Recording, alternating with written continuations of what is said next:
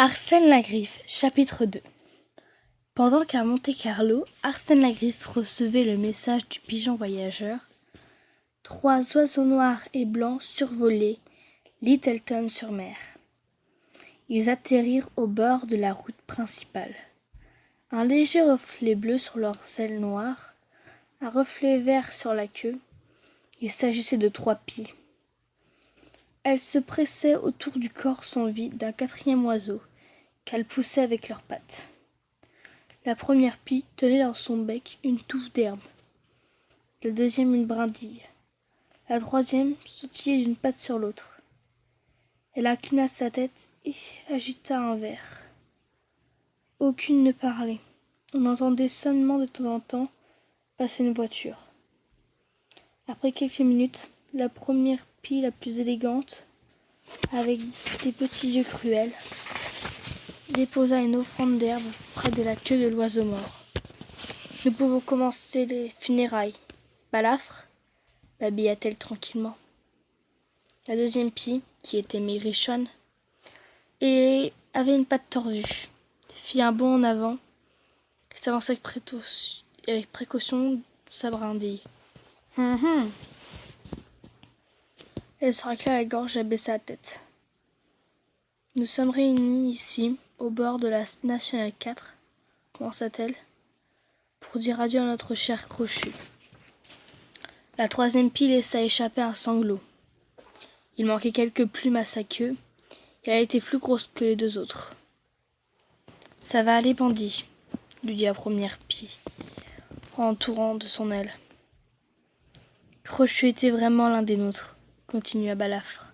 « Il était horriblement méchant. Tout le monde le détestait. Il a beaucoup œuvré pour notre mauvaise réputation, dont nous sommes si fiers. Il a volé des œufs, effrayé des oisillons. Il a effrayé tant de gens à l'aube avec son horrible cri. » Le bandit eut un petit cri nerveux entre 2 sanglots.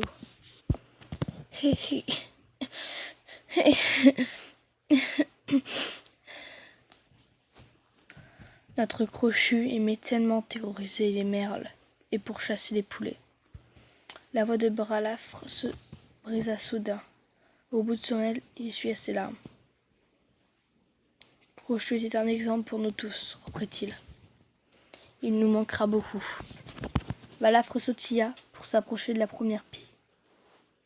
Maintenant, Jimmy va dire quelques mots. Jimmy McPhee lissa son plumage, ses yeux brillants comme des diamants.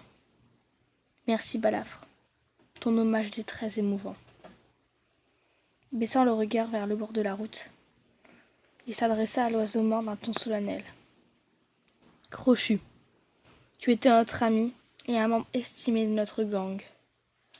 Nous avons vécu ensemble, combattu ensemble, cambriolé ensemble. » Jimmy fit une courte pause. « Que ces bons moments !»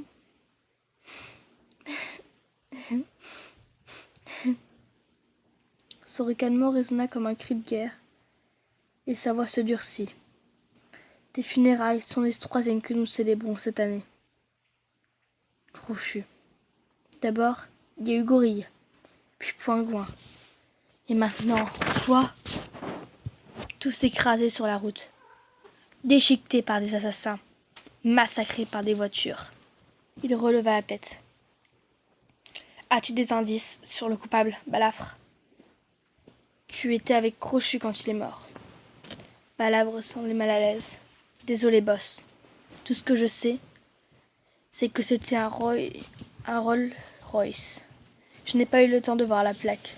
Ça a été trop rapide. » Jimmy McPhee lui décrocha un regard noir avant de poursuivre. « Comme je disais, il y eut Gorille, Pingouin et Crochu, tous aplatis comme des crêpes par nos ennemis jurés, les humains. » Balafre et bandit hocheta la tête. Ils avaient entendu ces mots aux enterrements de Gorille et Pingouin. « Cette mort ne restera pas impunie, » cria Jimmy McPhee.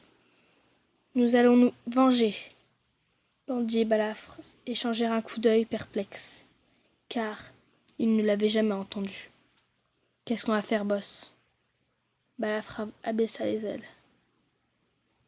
Les humains, ils sont tellement plus grands que nous. Ils sont plus grands, ricana Jimmy. Mais ils sont bêtes. Et si on allait terroriser les oisillons?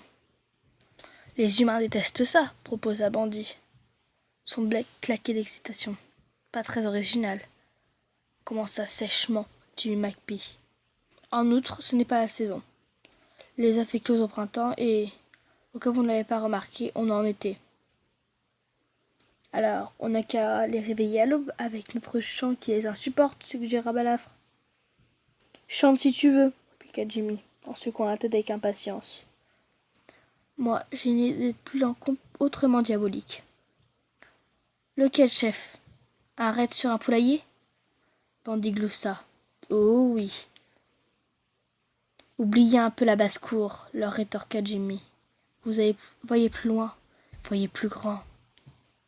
Mais alors, on n'y arrivera pas tout seul, boss. À peine ces mots sortis de son bec, Balafre comprit qu'il risquait de contrarier Jimmy. Après ce jacassement criard, et ce dernier battit furieusement ses ailes et s'envola. Balafre courut se cacher derrière ce qui restait de crochu et ajouta en tremblant. « Ce n'est pas ce que je voulais dire, boss. Tout le monde sait que vous êtes le meilleur. » Jimmy McPhee inclina sa tête et fixa Balafre. « Désolé, » répéta Balafre. Il se précipita derrière Bandit. « Pitié, boss, pas de coups de bec. » « Des coups de bec ?» Jimmy d'un ton doux. « Doucereux ? Ce n'est pas mon genre. D'autant que tu as parfaitement raison. Cette fois, nous aurons besoin d'aide. On va parler d'un individu presque aussi malfaisant que moi. Quelqu'un de parfait pour ce que j'avais imaginé. »« Impossible, boss !» s'écria Bandit. « Personne n'est aussi malfaisant que vous. »« Merci, Bandit. »« Qui est ce boss ?» demandèrent les deux pies. « Il s'appelle Arsène Mitaine Escogriffe la Griffe. C'est le plus grand cambrioleur du monde. Nous avons pris contact et, à ma demande, ce chat va venir voler tous les bijoux de Litterton-sur-Mer. » Jimmy marqua une pause. « Les voler pour nous. Un chat ?» pas Bandit. « Un chat qui vole les humains pour des pies. » Jimmy McPhee était très satisfait et son effet, un mauvais sourire, lui en couvrit le bec. Et le plus beau, c'est que s'il se fait capturer, personne n'ira imaginer qu'on est sur quoi que ce soit. « Boss, vous êtes un génie !» s'exclamèrent les deux pies débordantes d'indignation. D'admiration. Puis Jimmy se redressa. « Assez jacassé, conclut-il. Nous avons affaire. Vous deux, vous allez repérer les meilleures maisons à cambrioler. » Balafre et Bandit hochèrent la tête de concert. « Moi, je retourne à la jetée. Je dois me préparer à recevoir ce chat. » Les trois puis déployèrent leurs ailes et s'envolèrent dans le ciel azur. La suite au chapitre 3.